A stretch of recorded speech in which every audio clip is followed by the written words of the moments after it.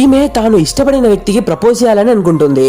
కానీ పక్కనే ఉన్న వ్యక్తి తనను పెళ్లి చేసుకోవాలనుకుంటే నీ గురించిన నిజం అతనికి చెప్పక తప్పదు అని సలహా ఇస్తాడు.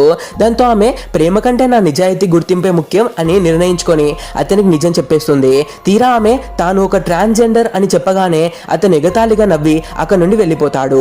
ఆ బాధతో ఆమె ఏడుస్తూ నడుస్తుండగా దారిలో ఒక మూగ పాప ఆమె చేయి పట్టుకుని సహాయం అడుగుతుంది. ఆ పాపకు తల్లిదండ్రులు లేరని తెలుసుకొని ఆమె ఇంటికి తీసుకెళ్లి సొంత బిడ్డలా పెంచుతుంది. పాపను మంచి పాఠశాలలో చేర్పించేందుకు ఒక ఉపాధ్యాయుడు వద్దకు వెళ్ళగా ఆ ఉపాధ్యాయుడు పాపను చేర్చుకోవడానికి ఒప్పుకోవడమే కాకుండా వీరి ప్రేమ బంధాన్ని చూసి ఆమెను పెళ్లి చేసుకోవడానికి కూడా సిద్ధపడతాడు. ఆ తర్వాత వాళ్ళంతా కలిసి ఒక సంతోషకరమైన కుటుంబాన్ని ఏర్పరచుకుంటారు. ఒకరోజు పార్కులో ఆ పాప అకస్మాత్తుగా కనిపించకుండా పోతుంది. ఆందోళనతో వెతుకుతూ ఉండగా కొంతమంది రౌడీలు పాపను కిడ్నాప్ చేశారని ఫోన్ వస్తుంది. ఆమె వెంటనే వెళ్లి రౌడీలతో పోరాడి పాపను కాపాడుతుంది.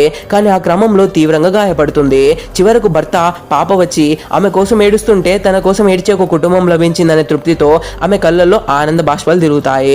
ఇలాంటి మదిని తాకే ఎమోషనల్ కథలు మరిన్ని చూడడానికి దయచేసి మన ఛానల్ని ఇప్పుడే సబ్స్క్రైబ్ చేసుకొని లైక్ చేయండి.